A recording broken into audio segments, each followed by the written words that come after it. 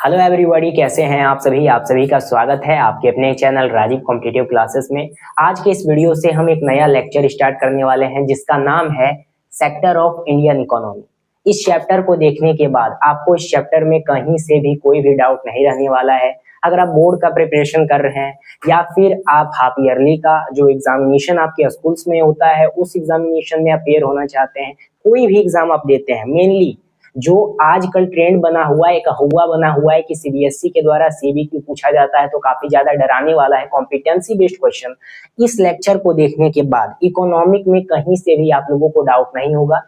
तो आप लोग अच्छे तरीके से ये टोटल लेक्चर को अच्छे तरीके से आप लोग समझिएगा, देखिएगा, और इसका जो नोट्स है आपको टेलीग्राम चैनल पे प्रोवाइड कर दिया जाएगा। आपको बस क्या करना है, बस जो जो इम्पोर्टेंट चीज मैं बताऊंगा उसको आसानी तरीके से नोटबुक पे नोट करना है और एक एक चीज को ध्यान पूर्वक सुनना है।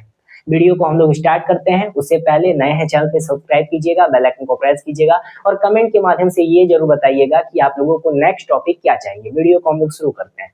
सबसे पहले आज का जो हमारा टॉपिक रहने वाला है ये इकोनॉमिक का टॉपिक रहेगा, जो कि है सेक्टर ऑफ इंडियन इकोनॉमी। अब यहाँ पे सेक्टर ऑफ इंडियन इकोनॉमी क्या होता है, इसमें हम लोग इकोनॉमिक एक्टिविटी के बारे में पढ़ते हैं। हर एक चीज एनसीईआरटी वाइज पढ़ेंगे जो आप लोगों के लिए इंपॉर्टेंट है और कई बार एग्जामिनेशन में क्वेश्चन पूछे गए हैं। सबसे पहले इकोनॉमिक एक्टिविटी आप लोगों का क्या होता है। अगर सिंपल डिफिनेशन इकोनॉमिक एक्टिविटी का हम लोग देखें तो इसका होता है कि all activity that give on income in return are called economic activity। बस इसका डिफिनेशन है। अगर डिफिनेशन पूछा जाए तो हम इकोनॉमिक एक्टिविटी को ये लिख के आ जाएंगे, ठीक है, एग्जामिनेशन में। लेकिन असल में इकोनॉमिक एक्टिविटी क्या होता है, कोई भी सब्जेक्ट को हम लोगों को रटना नहीं है, समझना है। समझ के लिखेंगे तो अच्छे तरीके से पॉइंट वाइज आप लोग लिख सकते हैं। तो सबसे पहले देखिए इकोनॉमिक एक्टिविटी का डिफिनेशन हम देख लिए, ठीक है, कि भाई ये हमारा इकोनॉमिक एक्टिविटी होता है। लेकिन इस बेस पे इसका एग्जाम्पल क्या है इकोनॉमिक एक्टिविटी का। अगर कोई आदमी है वो काम करने जाता है फैक्ट्री में तो वो उसका इकोनॉमिक एक्टिविटी है। अगर कोई बैंक वाला है वो अपना बैंक का कार्य कर रहा है तो वो उसका इकोनॉमिक एक्टिविटी है। अगर कोई स्कूल में बच्चे जाते हैं तो उनका इकोनॉमिक एक्टिविटी है, या स्कूल को कोई चलाता है उसका इकोनॉमिक एक्टिविटी है। उसी प्रकार से कोई एग्रीकल्चर लेबर है तो एग्रीकल्चर जो लेबर करता है, लेबर फिशिंग करता है, टेलर करता है, पानी पूरी सेलिंग करता है, सारी सेलिंग करता है, तो वो उसका इकोनॉमिक एक्टिविटी है। अगर हम लोग यहाँ पे वेजिटेबल स्टोर लगाते हैं या फिर कोई फ्रूट्स बेचते हैं तो वो उसका इकोनॉमिक एक्टिविटी है। यानी कि different people can have different economic activity. इस बेस पे काफी सारा हिस्ट्री में आप लोगों का इकोनॉमिक के बेस पे काफी सारा हिस्ट्री में आगे चल के आप लोग पढ़ेंगे। लेकिन हम इकोनॉमिक्स में अगर स्पेशली इकोनॉमिक एक्टिविटी के बारे में बात करें तो इसको कई तरीके से आप लोगों का अलग अलग तरीके से इसको बांटा गया है, इसका टाइप है, और जो कि एग्जामिनेशन में कई बार पूछे जाते हैं। सबसे पहले देखिए बहुत सारे जो आदमी हैं, बहुत सारे जो पीपल्स हैं वो क्या है, इंगेजिंग है काफी सारे इकोनॉमिक एक्टिविटी में। चाहे वो आप लोगों का सारी सेलिंग में हो, चाहे आप लोगों का वेजिटेबल स्टोर लगाते हो, चाहे फ्रूट स्टोर लगाते हो, चाहे पानी पूरी सेलिंग चलाते हो, चाहे बैंक में हो, चाहे स्कूल में हो। Various type of economic activity on the basis of other economic activity. तो उसको हम लोग आगे देखेंगे। आइए यहाँ पे हम लोग देखते हैं कि आप लोगों का इकोनॉमिक एक्टिविटी को किस टाइप से बांटा गया है। इसमें देखेंगे क्लासिफिकेशन ऑफ इकोनॉमिक एक्टिविटी। तो सबसे पहले इकोनॉमिक एक्टिविटी को 3 टाइप से बांटा गया है। सबसे पहले एनसीईआरटी में भी आप लोगों का दिया गया है, on the basis of economic activity, economic के बेस पे, नेचर के बेस पे बांटा गया है। दूसरा आप लोगों का ऑनरशिप के बेस पे बांटा गया है और तीसरा आप लोगों का एम्प्लॉयमेंट कंडीशन के बेस पे बांटा गया है। हर एक चीज को डिटेल से आप लोगों को पढ़ना होगा, क्योंकि सबसे ज्यादा एग्जामिनेशन में कहीं से क्वेश्चन बनते हैं तो यही टाइप से आप लोगों के बनाए जाते हैं। और अगर आपको ये नहीं आएगा तो आप लोग अच्छे तरीके से एग्जाम में अपना परफॉर्मेंस नहीं दे पाएंगे। तो अभी अच्छे तरीके से इसको नोट कीजिएगा। सबसे पहले देखिए on the basis of nature of activity. अगर क्लासिफिकेशन ऑफ इकोनॉमिक एक्टिविटी की बात करें तो इसमें 3 टाइप्स आप लोगों का क्लासिफिकेशन इकोनॉमिक एक्टिविटी के बेस पे आता है। पहला आप लोगों का प्राइमरी सेक्टर होगा, दूसरा आप लोगों का सेकेंडरी सेक्टर होगा और तीसरा आप लोगों का टर्सरी सेक्टर होगा। अब यहाँ पे प्राइमरी सेक्टर क्या होता है या टर्सरी सेक्टर क्या होता है, सेकेंडरी सेक्टर क्या होता है, इसके बारे में बात करेंगे। काफी ज्यादा क्वेश्चन इसी बीच में आप लोगों का पूछा जाता है। इस बार 2026 के बोर्ड में भी आप लोगों का पूछ दिया गया कि बताइए टर्सरी सेक्टर क्या होता है। अब इस बेस पे कॉम्पिटेंसी बेस्ड आप लोगों को पूछ देगा कि प्राइमरी सेक्टर और सेकेंडरी सेक्टर, टर्सरी सेक्टर में क्या अंतर है। इस प्रकार का क्वेश्चन आप लोगों का सीबीक्यू बेस में पूछा जाता है। अगर on the basis of employment condition के बारे में बात करें तो इसमें दो प्रकार से आप लोगों का आता है। पहला आप लोगों का आता है ऑर्गेनाइज सेक्टर और दूसरा आता है अनऑर्गेनाइज सेक्टर। यानी कि कौन सा इकोनॉमिक एक्टिविटी के बेस पे एम्प्लॉयमेंट कंडीशन को सहारा गया है, किस प्रकार से उसको बांटा गया है, ऑर्गेनाइज सेक्टर और अनऑर्गेनाइज सेक्टर। अब ऑर्गेनाइज सेक्टर क्या होता है, अनऑर्गेनाइज सेक्टर क्या होता है, काफी ज्यादा आप लोगों का इस पे क्वेश्चन बन जाते हैं। तो आप बताइएगा सीधा सीधा, organise sector own by government. Organise sector जो होता है वो गवर्नमेंट ऑन करते हैं। गवर्नमेंट का काम होता है कि सभी चीज को अच्छे तरीके से प्रोवाइड करना, पब्लिक को पब्लिक फैसिलिटी देना, अच्छा तरीका से हेल्थ केयर देना, अच्छा तरीका से गुड आप लोगों का यहाँ पे प्रोवाइड करना एजुकेशन। मेरे द्वारा पहले भी आप लोगों को समझाया गया था डेवलपमेंट चैप्टर में कि अगर कोई भी नेशन है, अगर उस नेशन को बेहतर बनाया जाएगा यूएनडीपी के अनुसार, तो सबसे पहले उस देश का सिटीजन का जो इंप्रूवमेंट है वो अच्छा होना चाहिए, यानी उनका लिविंग स्टैंडर्ड इंप्रूव होना चाहिए। और वो कौन करेगा, जो सिटीजन अपने रिप्रेजेंटेटिव को भेजते हैं जिता करके, यानी गवर्नमेंट। अब गवर्नमेंट का क्या होता है कि एम्प्लॉयमेंट बेस पे ऑर्गेनाइज सेक्टर फॉर्म करना और उनको एम्प्लॉयमेंट पहुंचाना। इसमें अनऑर्गेनाइज सेक्टर भी आता है। अनऑर्गेनाइज सेक्टर क्या होता है, इनका जो काम होता है बस इनका एक यही, ये गवर्नमेंट के द्वारा नहीं चलाया जाता है, बस इनका एम यही होता है कि ज्यादा से ज्यादा हमें प्रॉफिट कमाना है। जो कि बड़े बड़े कंपनियां होते हैं वो अनऑर्गेनाइज सेक्टर में आते हैं। इसके बारे में हम लोग डिटेल्स में पढ़ेंगे। उसके बाद on the basis of ownership आता है। अब ओनरशिप में भी दो टाइप्स आ जाते हैं, एक प्राइवेट आता है, पब्लिक आता है। पब्लिक सेक्टर क्या होता है और प्राइवेट सेक्टर क्या होता है। Public sector own by government. अब पब्लिक सेक्टर में भी कई सारे आप लोगों के क्राइटेरिया आते हैं जो गवर्नमेंट के बेस पे जो भी सिटीजन है उसको प्रोवाइड किया जाता है। और प्राइवेट सेक्टर में भी अलग अलग आ जाते हैं बड़े बड़े कंपनी, ठीक है, जैसे कि आईसीआईसीआई बैंक है, या फिर कोई भी आप लोगों का यहाँ पे टाटा है, या रिलायंस इंडस्ट्री है, टाटा स्टील है। तो ये सभी जो आप लोगों का कंपनी है ये प्राइवेट सेक्टर में आएगा, जिसका काम क्या होगा कि सिर्फ हमको प्रॉफिट कमाना है। ओनली वन एम कि हमें प्रॉफिट कमाना है। बट पब्लिक सेक्टर में ऐसा नहीं होता है। पब्लिक सेक्टर में होता है कि जो सिटीजन्स है उसको गुड एजुकेशन, गुड हेल्थ, बहुत सारा क्राइटेरिया है जो कि हमको प्रोवाइड करना है ताकि हमारा देश का जो इंप्रूवमेंट है वो अच्छा हो। इंप्रूवमेंट तभी अच्छा होगा जब हमारा सिटीजन जो है उसका लिविंग स्टैंडर्ड बेहतर होगा, तब हमारा पर कैपिटा इनकम बेहतर होगा, तब हमारा यूएनडीपी के अनुसार अच्छा तरीका से संतुलन बना रहेगा, तब हमारा वर्ल्ड बैंक के तहत जो भी आप लोगों का क्राइटेरिया पास किया जाएगा उसमें हम अपना इंप्रूवमेंट दिखा पाएंगे। तो काफी सारा इकोनॉमिक एक्टिविटी में अलग अलग तरीके से आप लोगों का प्लेसमेंट किया जाता है, जो कि आप लोगों को अच्छे तरीके से समझना होगा। अब इसके बाद हम एक एक चीज को ध्यान पूर्वक समझेंगे कि क्या क्या ये सभी चीजें होती हैं। इसमें सबसे पहले आप लोगों का प्राइमरी सेक्टर आता है। प्राइमरी सेक्टर क्या होता है। अब प्राइमरी सेक्टर का सिंपल से अगर हम डिफिनेशन की बात करें तो प्राइमरी सेक्टर जो है वो डायरेक्टली कनेक्टेड है नेचर से। प्राइमरी सेक्टर जो है वो डायरेक्टली कनेक्टेड है नेचर से। अब नेचर से क्या, यानी जो भी फॉरेस्ट हो गया, जो भी आप लोगों का एग्जांपल्स इसके बहुत सारे आते हैं, फार्मिंग हो गए, या फिर आप लोगों का यहाँ पे एक्टिविटी सेक्टर आ गया, यानी एग्रीकल्चर माइनिंग सीधा सा इसका एग्जांपल होगा। जैसे एग्रीकल्चर माइनिंग, डेयरी फेसिंग, उसके साथ आप लोगों का फिशिंग हो गया, फॉरेस्ट हो गया, सभी चीज, ये सभी चीज एग्जाम्पल जो है वो प्राइमरी सेक्टर है। यानी बस इतना याद रखो कि जो भी आप लोगों का कनेक्टेड है नेचर से वो हमारा प्राइमरी सेक्टर होगा। When we produce something by exploiting nature, that is called primary sector. Resources, it is an activity of the primary sector. साथ ही साथ it provide the basic for all other product.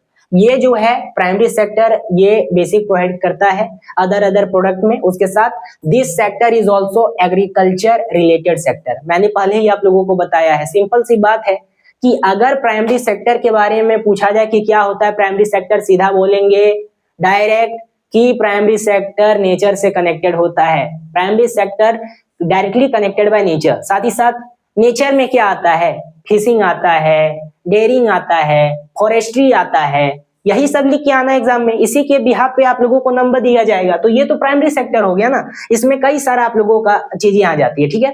यहाँ पे जो आप लोगों को image दिख रहा है ये आप लोग नहीं देखिएगा, ये आप लोगों का दूसरा इमेज इसमें फिक्स हो गया है, इसमें कोई भी रिलेट इससे मत कीजिएगा, ये बात आप याद रखिएगा। आगे हम लोग इसके बारे में भी बात करेंगे कि ये इमेज किस बिहाफ पे आप लोगों को बताया जा रहा है कि ये क्या है। आगे बढ़ते हैं हम लोग। अब यहाँ पे हम लोग सेकेंडरी सेक्टर देखते हैं। सेकेंडरी सेक्टर क्या होता है?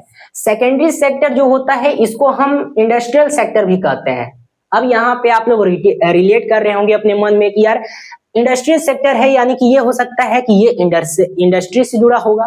सही सोच रहे हैं आप। It indicates those activity in which we change the product of nature into a new form।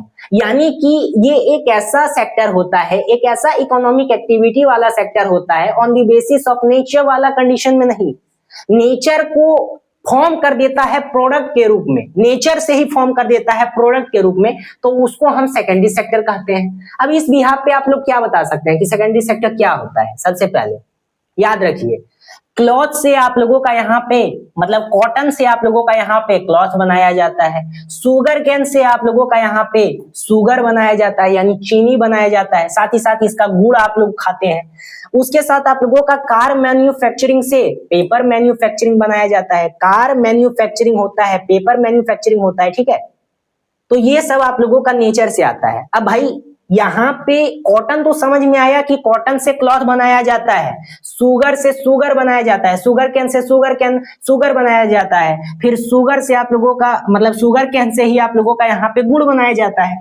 लेकिन कार मैन्युफैक्चरिंग और पेपर मैन्युफैक्चरिंग, कार मैन्युफैक्चरिंग जो आप लोगों का होता है इसी बिहाफ पे तो आप लोगों का तेल होता है, क्रूड ऑयल कहां से आता है? नेचर से आता है ना। उसी प्रकार से आप लोगों का पेपर है, पेपर कैसे बनाया जाता है? नेचर से बनाया जाता है, सिंपल। तो ये सभी जो आप लोगों का एक्टिविटी आता है ये सेकेंडरी सेक्टर में आता है। कहने का मतलब ये है कि आप लोगों का यहाँ पे जो नेचर है, नेचर से ये डायरेक्टली कनेक्टेड नहीं होता है, बल्कि नेचर जो होता है उसको फॉर्म कर देता है यहाँ पे इंडस्ट्रियल रेवोल्यूशन के थ्रू, इंडस्ट्रियल सेक्टर के थ्रू। आई बात समझ में? तो इस प्रकार से इसका क्राइटेरिया होता है। आगे हम लोग बढ़ते हैं टर्सरी पे। अब यहाँ पे आप लोग टर्सरी पढ़ते हैं। टर्सरी सेक्टर क्या होता है? ये सर्विस सेक्टर आप लोगों का कहलाता है। It includes activities that help in the development of primary and secondary sector. ये एक ऐसा सेक्टर है और सबसे इंपॉर्टेंट है। इस बार 2026 बोर्ड एग्जामिनेशंस में यहां से क्वेश्चन पूछे गए थे कि बताइए टर्सरी सेक्टर का क्या काम होता है, टर्सरी सेक्टर का। तो सबसे पहले हमेशा याद रखिए कि ये एक ऐसा एक्टिविटी होता है जिसको इंडिकेट किया जाता है उस बेस पे कि जो सेकेंडरी होगा या जो प्राइमरी होगा उन दोनों को इंक्लूड करा जाता है, तब फॉर्म होता है टर्सरी सेक्टर, या फिर इसको हम सर्विस सेक्टर कहते हैं। सर्विस सेक्टर यानी क्या होता है? जो सर्विस देता है। सर्विस किसको प्रोवाइड करेगा यार? सर्विस किसको प्रोवाइड करेगा? सिंपल, प्राइमरी को प्रोवाइड करेगा जी, सिंपल, सेकेंडरी को प्रोवाइड करेगा, बस। अब यहाँ पे बात निकल के आती है कि सर्विस क्या होता है यार। इसमें आप लोगों का ट्रांसफॉर्मेशन आ जाता है, कम्युनिकेशन आ जाता है, मेनली ट्रांसपोर्ट हम मान सकते हैं, इसमें बैंक आ जाता है। ट्रांसपोर्ट क्या सर्विस प्रोवाइड करता है? हाँ करता है। बैंक क्या करता है? हाँ करता है। टीचर क्या करता है? हाँ करता है। डॉक्टर क्या करता है? हाँ करता है। साथ ही साथ बार्बर करता है, बाल काटने वाला। उसके बाद फिर आप लोगों का यहाँ पे कोबेलर्स करते हैं, लॉयर करते हैं, केस लड़ते हैं। तो ये सभी क्या है? ये सर्विस प्रोवाइड कर रहे हैं ना हमारा, हम इनको पैसा देते हैं, ये सर्विस प्रोवाइड करते हैं। तो ये दोनों को बैलेंस रखता है, दोनों सर्विस को प्रोवाइड करता है, चाहे वो प्राइमरी हो चाहे वो सेकेंडरी हो, simple. That is the main activity of tertiary sector. अब यहाँ पे जो नेक्स्ट टॉपिक आता है ये आप लोगों का आता है कंपेयरिंग दी थ्री सेक्टर। अब इसको कंपेयर किस प्रकार से किया जाता है? ये जो थ्री सेक्टर आप लोगों के आते हैं, पहला तो आप लोगों का प्राइमरी आ गया, दूसरा आप लोगों का सेकेंडरी आ गया, तीसरा टर्सरी आ गया। तो इन तीनों सेक्टर को कंपेयर कैसे किया जाता है? On the basis of economic activity base पे। तो सबसे पहले जीडीपी फॉर्म होता है। मैंने पहले भी डेवलपमेंट वाले चैप्टर में आप लोगों को पढ़ाया था जीडीपी क्या होता है। अभी आप लोग ये देखिए कि जीडीपी क्या होता है। जीडीपी वो होता है कि अगर पहले तो पर कैपिटा इनकम हम फॉर्म करते हैं। जीडीपी वो होता है कि जो हमारा एक स्टेट्स है, जो हमारा एक कंट्री है, उसमें कितना पीपल है जिसका पर कैपिटा इनकम है। एक स्टेट और एक कंट्री कितना कंट्रीब्यूट करता है एक साल में, उस बेस पे जीडीपी को फॉर्म किया जाता है। उसके बाद फिर इसका निर्धारण 2 ग्रुप्स में होते हैं। पहला तो आप लोगों का वर्ल्ड बैंक चला जाता है, जिस प्रकार से हम 2017 के अकॉर्डिंग देखेंगे, उसमें हम क्या देखे थे, डेवलपमेंट वाले चैप्टर में आपने पढ़ा होगा कि उसमें हमने देखे थे कि अगर किसी देश का 955 से कम पैसा अर्न होता है, उस बेस पे उसको पुअर कंट्री हम मानते हैं, ये पढ़े थे। और ये भी हम पढ़े थे कि अगर कोई ऐसा देश है जिसका 12,056 से ज्यादा है इनकम या इसके लेवल पे ही है, तो उसको हम रिच कंट्री मानते हैं। और हमारा India low middle class countries में आता है। और अगर कोई 12,056 से ज्यादा भी है या कम भी है, लेकिन वो गल्फ कंट्री है या फिर वो स्मॉल कंट्री है या फिर ईस्ट वाला कंट्री है, तो उसको कंसीडर नहीं किया जाता है। ये तो वर्ल्ड बैंक के आधार पे हमने माना था 2017 के अकॉर्डिंग। और एक चीज और हमने माना था, क्या सोचिए, जल्दी याद कीजिए। एक और चीज हमने माना था जो था आप लोगों का यहाँ पे यूएनडीपी। यूएनडीपी के बारे में हमने पढ़ा था, यूएनडीपी के बारे में हमने पढ़ा था। इसी के आधार पे आप लोगों का एज्यूम किया जाता है एक इनकम को, एक पर कैपिटा इनकम को। ये बस ये नहीं देखती है कि कौन सा कंट्री कितना रिच है on behalf of per capita income, that is the consider education, health, उस बेस पे ये बताती है कि एक कंट्री कितना डेवलप्ड है। बस रिच होने से कुछ नहीं होगा, हमारे पास कितना एजुकेशन है, हमारे पास कितना अच्छा मेडिकल केयर है, उसके बाद फिर पर कैपिटा इनकम क्या है, उस बेस पे निर्धारित करता है यूएनडीपी। और वर्ल्ड डेवलपमेंट का अलग क्राइटेरिया है, तो उसी बेस पे जीडीपी आता है, comparing the 3 sector on the basis of GDP. तो सबसे पहले अगर पहला नंबर पे जीडीपी को फॉर्म किया जाए, तो इसका सिंपल सा जीडीपी का फुल फॉर्म पूछेगा तो सिंपल बताइएगा कि value of the final goods. एक फाइनल गुड्स जो होता है या सर्विस प्रोड्यूस जो होता है with in the country during 1 year is called GDP. GDP का फुल फॉर्म क्या होता है, ग्रॉस डोमेस्टिक प्रोडक्ट। अगर हम लोग यहाँ पे बात करें कि हाई प्रोडक्शन होगा तो उसको हाई जीडीपी कहेंगे एक कंट्री के बेस पे। अगर लो प्रोडक्शन होगा एक कंट्री में, तो उसको लो जीडीपी कहेंगे कि उस साल का जो जीडीपी है वो हमारा लो है। अब सबसे पहले याद रखिए, कंपेयरिंग में अगर 3 सेक्टर में हम बात करें कि अगर किसी देश का हाईएस्ट जीडीपी क्या है पूरे वर्ल्ड में, तो वो आप लोगों का यूएसए आता है। USA has the largest GDP in the world. कितना है, 30 आप लोगों का यहाँ पे ट्रिलियन है, ठीक है। और अगर इंडिया की बात करें तो यहाँ करेक्शन कीजिएगा, ये 5 नहीं है, अब 4 है। भारत जो है ये चौथा लार्जेस्ट जीडीपी है वर्ल्ड में, कितना है, 4 ट्रिलियन है। तो इस बेस पे आप लोग कंसीडर कर सकते हैं कि भाई जीडीपी क्या होता है on the basis of 3 sector, ठीक है। अब यहां से एक बार ये भी क्वेश्चन पूछ लिया गया था सीबीएसई के द्वारा कि बताइए 1 मार्क्स के एमसीक्यूज में कि जो जीडीपी होता है इंडिया लेवल पे उसको कौन कंसीडर करता है। तो सिंपल आप लोग बताइएगा कि मिनिस्ट्री ऑफ सेंट्रल गवर्नमेंट के द्वारा जीडीपी का निर्धारित करता है किस प्रकार से हम लोगों का जीडीपी होगा। इसके बाद जब आप मनी एंड क्रेडिट वाले चैप्टर में जाइएगा तब आपको पता चलेगा कि करेंसीज क्या होता है, करेंसीज को कौन इश्यू करता है, ठीक है, उसको हम लोग आगे पढ़ेंगे। अब यहाँ से नया खेल आप लोगों का स्टार्ट होता है। पहले के जमाने में क्या होता था कि सबसे पहला इंपॉर्टेंट दिया जाता था किसको, प्राइमरी सेक्टर को, फिर सेकेंडरी सेक्टर को। अब यहाँ पे मॉडर्न जमाने में देखा जा रहा है 100 ईयर से कि सबसे ज्यादा अगर कोई पीपल्स है जिसमें वो काम करता है, एम्प्लॉयड है, वो आप लोगों का यहाँ पे टर्सरी सेक्टर में है। अब भाई टर्सरी सेक्टर क्या है, ऐसा क्या जादू चलाया कि हर एक पीपल्स इसमें जाकर के जुड़ने लगे। यही क्वेश्चन आप लोगों का पूछा गया था 2026 के बोर्ड में। इस बिहाफ पे हम ये जान सकते हैं ना कि टर्सरी सेक्टर क्या है। इस बिहाफ पे हम लोग ये जान सकते हैं कि टर्सरी सेक्टर क्या होता है, टर्सरी सेक्टर का क्या फॉर्म होता है। हमने यही पढ़ा ना कि टर्सरी सेक्टर क्या होता है। सेकेंडरी सेक्टर और टर्सरी सेक्टर को जो बैलेंस रखता है वो हमारा टर्सरी सेक्टर, मतलब सेकेंडरी और प्राइमरी को जो बैलेंस रखता है वो हमारा सेकेंडरी सेक्टर है। और ओवरऑल और 100 ईयर्स में हम लोग ये देख रहे हैं कि जो हमारा सेकेंडरी और जो हमारा यहाँ पे प्राइमरी है उसको यहाँ पे पछाड़ करके टर्सरी आगे बढ़ गया है। टर्सरी में सबसे ज्यादा एम्प्लॉयमेंट कंडीशन बेहतर है, सबसे ज्यादा पीपल्स इसमें इंगेजिंग कर रहे हैं, ज्यादा इंटरेस्ट दिखा रहे हैं। अब ऐसा क्यों है इसके बारे में हम लोग पढ़ेंगे। जो पढ़ा रहा हूं ये सबसे इंपॉर्टेंट है, नोट्स मिल जाएगा, वहां से आप लोग लर्न कर लीजिएगा। अब सबसे पहले एक सबसे इंपॉर्टेंट टॉपिक, इसको आप लोग VVI मान लीजिए, क्योंकि इस साल के बोर्ड में यहां से भी क्वेश्चन पूछे गए थे, हर बार पूछा जाता है, चाहे आप 25 देखिए, 24 देखिए, 26 देखिए, 23 देखिए, 22 देखिए, 20 देखिए, हर बार पूछा गया है। इसमें पूछा जाता है कि how to create more employment, employment को कैसे क्रिएट कर सकते हैं।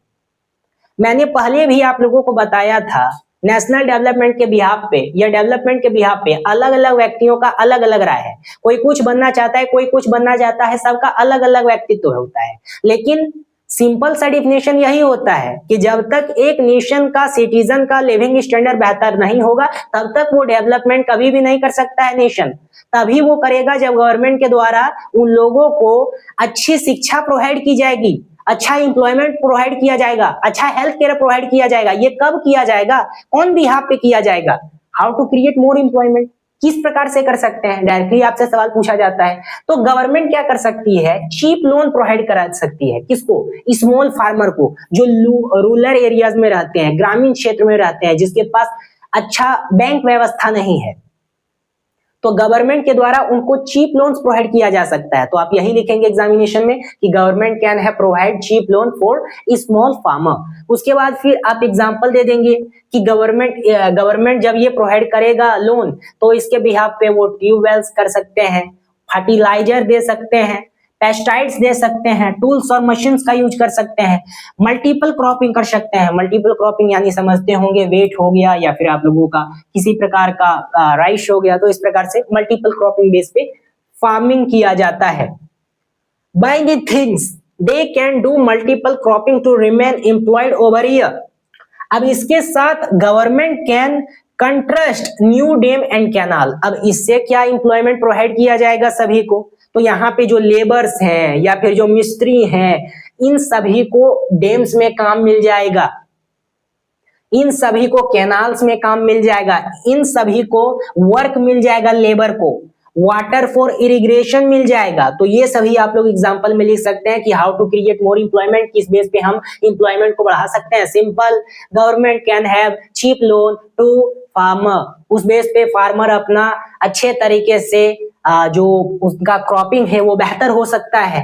गवर्नमेंट के द्वारा कंस्ट्रक्ट किया जा सकता है डैम को, कैनाल को, जिसमें जो वर्कर हैं वो वहां जाकर के काम करेंगे, उस बिहाफ पे वो पैसा कमाएंगे, तो वो गवर्नमेंट के द्वारा एक अच्छी खासी चीज रहेगी प्रोवाइड करने के लिए, क्योंकि ये लोग पढ़े लिखे नहीं होते। इस बेस पे सरकार का कदम सराहनीय होगा। अब यहाँ पे देखिए आगे भी कई सारा एग्जाम्पल आ जाता है, जैसे आप कह सकते हैं government can invest on transportation and roads construction. Government invest कर सकता है किस पे, ट्रांसपोर्टेशन पे या फिर रोड्स पे, ताकि जो वर्कर हैं वो उनको एम्प्लॉयमेंट मिल पाए, मिस्त्री हैं, लेबर हैं, वो वहां जाएंगे तो अच्छी खासी पैसा कमा सकते हैं बना करके रोड। उसके साथ जो यहाँ पे टोटो चलाते हैं, ऑटो चलाते हैं, employment for Toto and truck driver, उनको यहाँ पे नौकरी मिल सकता है, उस रोड पे चलाने का वो पैसा कमा सकते हैं। ये भी तो सरकार के द्वारा एक कदम हुआ। ये भी आप कह सकते हैं कि government can set up small scale industrial in rural area, क्योंकि कई सारा जो यहाँ पे बिजनेसमैन होता है उसके द्वारा इंडस्ट्री को नहीं सेटअप किया जाता है, कहाँ पे, रूरल एरिया में, उस बिहाफ पे वहां पे अच्छी तरीके से वो पैसा नहीं कमा पाते हैं। Government can promote tourism, government के द्वारा प्रमोट किया जा सकता है टूरिज्म को, जैसे कि ताजमहल हो गया या फिर आप लोगों का हवाई जो भी आप लोगों का प्लेसेस आते हैं। तो गवर्नमेंट अगर इन सभी चीजों पे इन्वेस्ट करे तो जितने भी जो अनएम्प्लॉयमेंट पीपल्स हैं उनको तो कम से कम एम्प्लॉयमेंट मिल जाएगा। ये भी गवर्नमेंट के द्वारा एक्शन लिया जा सकता है कि गवर्नमेंट इन्वेस्ट करेगा हेल्थ पे या एजुकेशन में, ताकि जो हेल्थ पे काफी सारे लोग मर जाते हैं वो बचे रहेंगे। एजुकेशन अगर प्रोवाइड किया जाएगा, जब तक अगर किसी व्यक्ति को अच्छा जीवन जीना है सही तरीके से तो उसको एजुकेशन नहीं मिलेगा तो वो जी नहीं पाएगा। पैसा कमाने के लिए एजुकेशन चाहिए, एजुकेशन आप हासिल कीजिए, आप अच्छे तरीके से कामयाब हो सकते हैं। लेकिन उनका क्या, जो रूरल एरिया में रहते हैं, उनका क्या, जो गरीब है, तो उनके लिए सरकार के द्वारा ये सब कदम सराहनीय है। तो यही सब आप पॉइंट वाइज लिख के आइएगा, अच्छे खासी आप लोगों को नंबर मिल जाएंगे। अब यहाँ पे देखिए, क्या अभी तक सरकार के द्वारा कोई कदम नहीं उठाया गया है इस बेस पे? हाँ, उठाया गया था। सरकार के द्वारा कदम आप लोगों का उठाया गया। अब ये उठाया गया आप लोगों का मनरेगा के नाम से। इसमें क्या किया गया था कि जो रूरल एरिया के फार्मर्स थे, जो रूरल एरिया के पीपल्स थे, उनको सरकार के द्वारा मनरेगा के नाम से एक नया स्कीम लॉन्च किया गया, जिसके तहत एम्प्लॉयमेंट प्रोवाइड किया गया था। सबसे इंपॉर्टेंट है, कई बार एग्जामिनेशन में पूछा गया है, 23 में भी पूछा गया आप लोगों का, 24 में भी पूछा गया आप लोगों का, 25 में भी पूछा गया आप लोगों का, 22 में भी पूछा गया। कोई ना कोई सेट में आप लोगों को इस बिहाफ पे, इस टॉपिक पे पूछ ही लिया जाता है कि बताइए मनरेगा क्या होता है, मनरेगा में क्या क्या कंडीशन आप लोगों का आया था। अब मनरेगा यानी होता है Mahatma Gandhi national rural employment act. ये कब लॉन्च किया गया था? 2005 में लॉन्च किया गया था, 2005 में इसको लॉन्च किया गया था। अब इसके तहत गवर्नमेंट क्या करती थी? गवर्नमेंट का काम ये होता था कि गवर्नमेंट ऑन द बिहाफ जो रूरल एरिया के पीपल्स होते थे, उनको गवर्नमेंट प्रोवाइड करती थी क्या? एम्प्लॉयमेंट। किस बेस पे एम्प्लॉयमेंट प्रोवाइड किया जाता था? इसके तहत प्रोवाइड किया जाता था right to work. This programme was launch in 625 district. सबसे पहले 625 डिस्ट्रिक्ट में इसको लॉन्च किया गया। Government promise to provide minimum 100 day employment in rural area. Government के द्वारा ये प्रॉमिस किया गया था कि भाई आप लोगों को मैं 100 दिन का एम्प्लॉयमेंट दूंगा।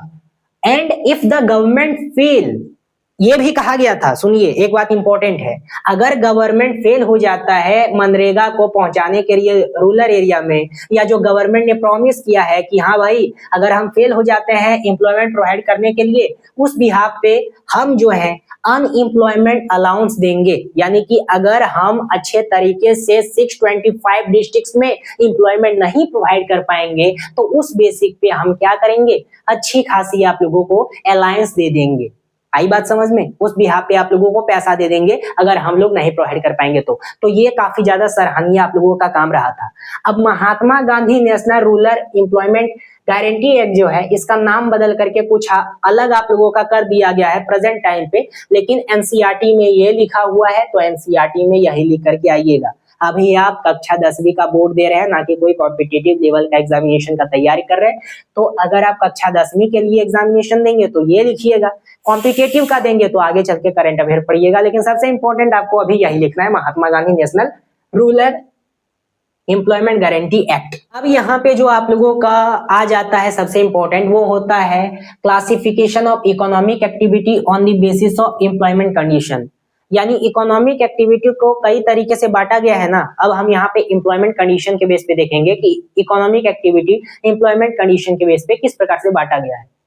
अब आप लोगों को थोड़ा समझ में आता होगा कि ऑर्गेनाइज सेक्टर और अनऑर्गेनाइज सेक्टर क्या होता है। ऑर्गेनाइज सेक्टर क्या होता है? ये रजिस्टर होता है गवर्नमेंट के द्वारा, रूल और रेगुलेशन को इसको फॉलो किया जाता है, जॉब सिक्योरिटी इसमें होता है, पेड हॉलीडे होता है।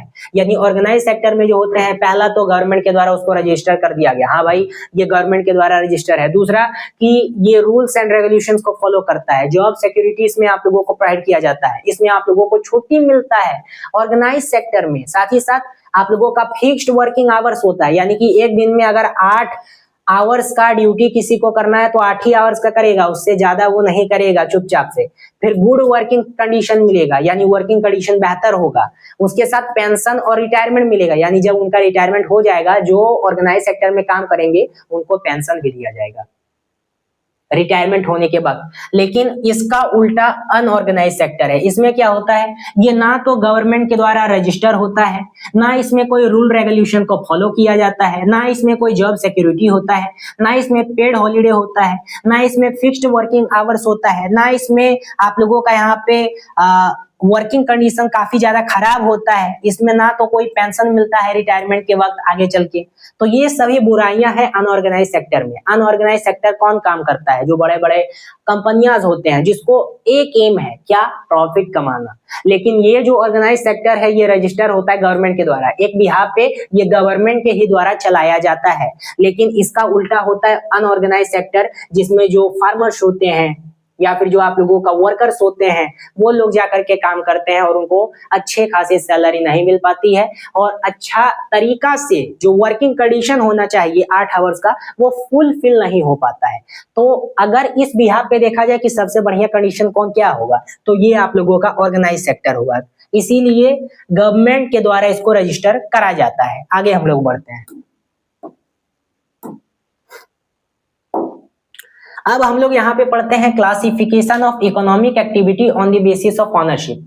मोस्ट इंपोर्टेंट 1 मार्क एमसीक्यू, इसमें आप लोगों का 1 मार्क का एमसीक्यू पूछा गया है कई बार, तो इसको अच्छे तरीके से आप लोग नोट डाउन कीजिएगा। देखिए, अगर क्लासिफिकेशन ऑफ इकोनॉमिक एक्टिविटी किया जाए on the basis of ownership, तो इसमें 2 टाइप्स ऑफ ऑनरशिप आ जाता है। पहला प्राइवेट सेक्टर आएगा, दूसरा आप लोगों का पब्लिक सेक्टर आएगा। अब यहां से भी आप लोगों को समझ में आ गया होगा कि प्राइवेट और पब्लिक क्या होता है।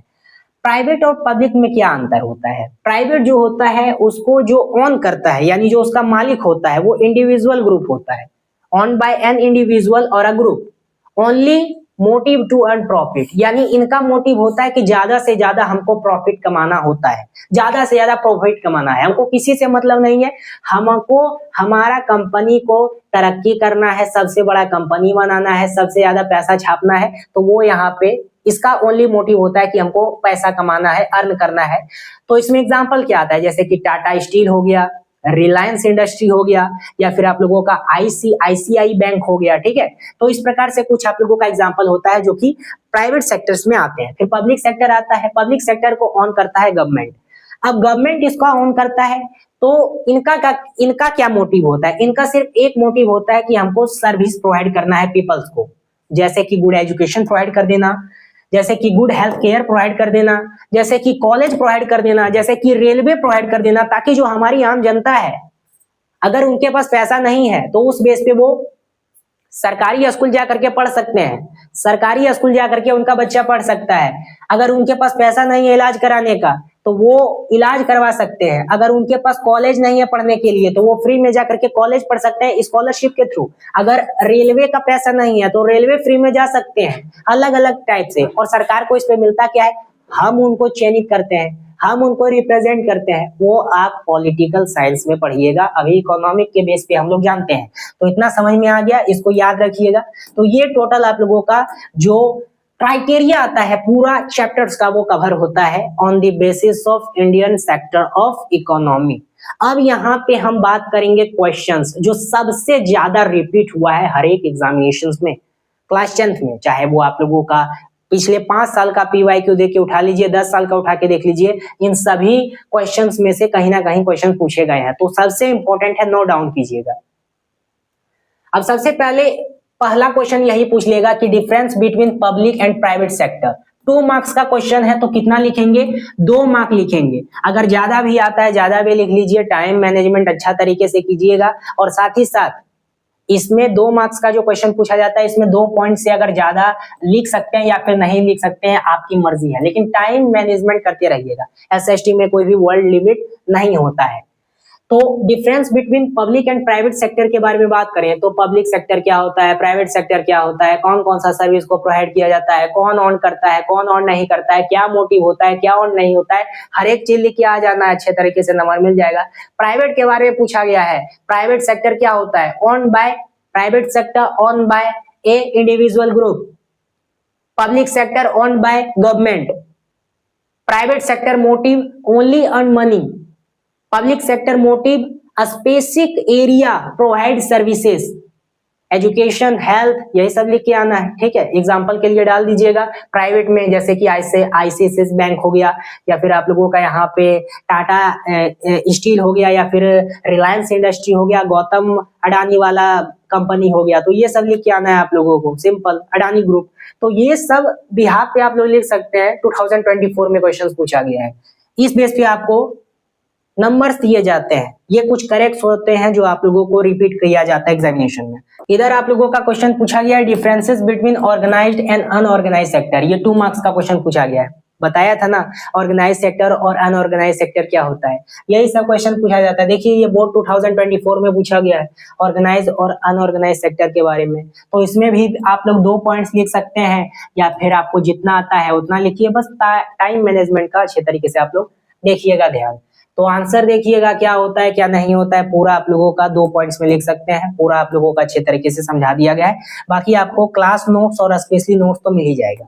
क्वेश्चन किस बिहाफ पे भी हो सकता है। अगर क्वेश्चन को समझ में भी नहीं आता है, आपको इंग्लिश कम आता है, तो सिंपल सा ये देखिए कि क्वेश्चन में कहा क्या जा रहा है। सिंपल सा पूछा जा रहा है ना कि क्या क्या फैक्टर्स हो सकते हैं। मेड किया जा सकता है गवर्नमेंट के द्वारा ज्यादा से ज्यादा एम्प्लॉयमेंट। मेरे द्वारा क्या आप लोगों को बताया गया था, आप इस बिहाफ पे लिखिएगा कि हाँ भाई रूरल एरिया में गवर्नमेंट के द्वारा एक्शन लिया जा सकता है, फार्मर को चीप लोन प्रोवाइड किया जा सकता है, फार्मर के द्वारा इंडस्ट्रियल रेवोल्यूशन लाया जा सकता है, फार्मर के द्वारा इंडस्ट्रियल सेटअप किया जा सकता है, फार्मर के द्वारा रूरल एरिया में इंडस्ट्रियल सेटअप किया जा सकता है, कुछ चीजों पे इन्वेस्ट किया जा सकता है। रूरल एरिया में बैंक नहीं है, उस बिहाफ पे सभी लोगों के लिए ट्रांसपोर्टेशन सिस्टम लाया जा सकता है, सभी लोगों के लिए कम्युनिकेशन सिस्टम इंप्रूव किया जा सकता है, सभी के लिए यहाँ पे आप लोगों का रोड बनाया जा सकता है, ताकि जो ट्रक ड्राइवर है, ताकि जो ऑटो चलाते हैं, ताकि जो लेबर्स हैं, ताकि जो मैड फार्मिंग करते हैं, ये सभी को यहाँ पे उस बिहाफ पे एम्प्लॉयमेंट मिल सके। स्पेशली रूरल एरिया में ना पूछा गया है, तो रूरल एरिया में पूछेंगे। या फिर तीसरा पॉइंट, चौथा पॉइंट में ये भी लिख सकते हैं कि गवर्नमेंट के द्वारा अच्छा हेल्थ प्रोवाइड किया जा सकता है, अच्छा यहाँ पे आप लोगों का स्कूल्स प्रोवाइड किया जा सकता है, एजुकेशन प्रोवाइड किया जा सकता है। यही सब करेक्ट होते हैं जो आपको याद करके जाने हैं, लिख के आने हैं, समझना है, ज्यादा याद नहीं करना है। पूछा गया है कि on the basis of production what are the different sector of economy, how are यहाँ पे interdepend, explain with an example. अब इसमें आप लोगों का पूछा गया है किस प्रकार से बेसिक पे प्रोडक्शन सिस्टम को डिफरेंट सेक्टर में इंक्रीज किया गया, किस प्रकार से बनाया गया है, हाउ आर इंडिपेंडेंट हैं ये सभी। तो सिंपल से हम क्या जानते हैं, प्राइमरी के बारे में जानते हैं, सेकेंडरी के बारे में जानते हैं, टर्सरी के बारे में जानते हैं, हाँ जानते हैं, सीधा तीनों का डिफिनेशन लिख के आ जाना है। इसमें कुछ और भी आप लोगों का है। सीधा प्राइमरी सेक्टर क्या होता है, जो डायरेक्टली कनेक्टेड होता है नेचर से। इसमें क्या क्या एग्जांपल ला सकते हैं, those activity are such activity like agriculture, mining, forestry, उसके साथ fishing, also known as primary sector. Secondary sector के बिहाफ पे पूछ लिया जाए तो ये प्रोसेसिंग करता है, मैन्युफैक्चरिंग करता है, रॉ मटेरियल को ट्रांसफॉर्म को। इसमें क्या क्या आ सकता है, फिस्ट होता है product, industrial such as construction, automobile, manufacturing, textile production is also known as industrial sector, industry sector. ठीक है, यहाँ पे आप लोग ये सब लिख के आ सकते हैं। सेकेंडरी सेक्टर बात की जा रही है, इंडस्ट्री सेक्टर से ये जुड़ा होता है, टर्सरी सेक्टर दोनों को बैलेंस रखता है। ये सभी आप लोगों को करेक्ट जो है वो लिख के आने हैं, ठीक है, बाकी नोट्स में आप लोगों को मिल जाएगा। अब यहाँ पे देखिए एक और क्वेश्चन, बहुत फेमस क्वेश्चन है। इसमें पूछा गया है कि under employment continues to be remained in rural areas, suggest and explain any three way through which employment for rural people can be generated। rural people किस प्रकार से employment को generate कर सकते हैं, क्या क्या उसमें उस बीच पे बिहाफ हो सकता है, ये सब करेक्ट आप लोग लिख के आ सकते हैं। ठीक है, जैसे कि invest in rural area, transportation पे ट्रांसपोर्ट किया जा सकता है, स्टोर किया जा सकता है, रोड्स बनाया जा सकता है, क्रिएट किया जा सकता है इस बेस पे एम्प्लॉयमेंट में। जब आप लोग मनी क्रेडिट चैप्टर में पढ़िएगा तो उसमें काफी ज्यादा इंपॉर्टेंट आप लोगों का एक लेसन दिया गया है, जिस बीच पे बताया गया है सेल्फ ग्रुप। सेल्फ ग्रुप को रूरल एरिया में किस प्रकार से फाइंड किया जाता है, किस प्रकार से सबसे पहले बांग्लादेश का जो प्रोफेसर थे मोहम्मद यूनुस, उनके द्वारा किस प्रकार से 90s के दशक में 81,000 पीपल जो थे उसमें इंडिकेट हुए थे, इंक्लूड हुए थे, और सभी लोग का जीवन जो है वो बेहतर हुआ था रूरल एरिया में। उसको ग्रामीण बैंक ऑफ बांग्लादेश के नाम से जाना जाता है। तो वो आप लोग थर्ड चैप्टर में अच्छे तरीके से पढ़िएगा। अभी बस ये याद रखिए कि किस प्रकार से रूरल एरिया में आप लोग ये सभी चीजों को जनरेट कर सकते हैं। उसको जब पढ़िएगा तो उसको भी अटैच कर दीजिएगा, लेकिन वो हम आगे वाले चैप्टर में पढ़ेंगे।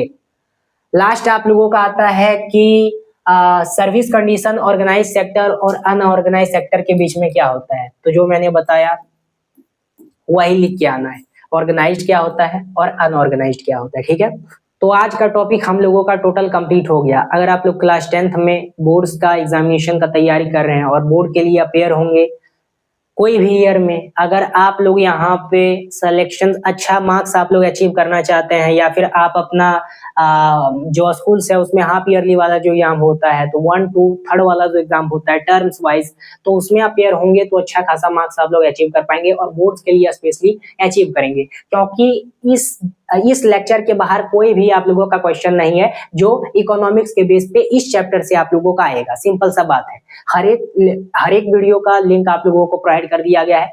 यहाँ पे चैनल को खोलिएगा, प्लेलिस्ट में जाइएगा, आप लोगों को एक प्लेलिस्ट का नेम दिखेगा क्लास 10th इकोनॉमिक्स। सारा वीडियो देख लीजिए, एक एक चीज आप लोगों का कवर हो जाएगा। इसमें मैंने आप लोगों को CBQ भी करा दिया है, उसके साथ MCQ भी आप लोगों का करा दिया है, साथ ही साथ जो केस बेस्ड बनता है वो भी करा दिया है। तो अब आपको डर नहीं लगेगा। और सीधा जो क्वेश्चन आता है 2 मार्क्स का, 3 मार्क्स का, 5 मार्क्स का, वो भी करा दिया है। तो जो भी आप लोगों का पूछा जाएगा इसी बेस पे पूछा जाएगा। अच्छे तरीके से पढ़िएगा, कहर मचाइएगा, फोड़िएगा। फिर मिलेंगे कोई अगले अपडेट के साथ।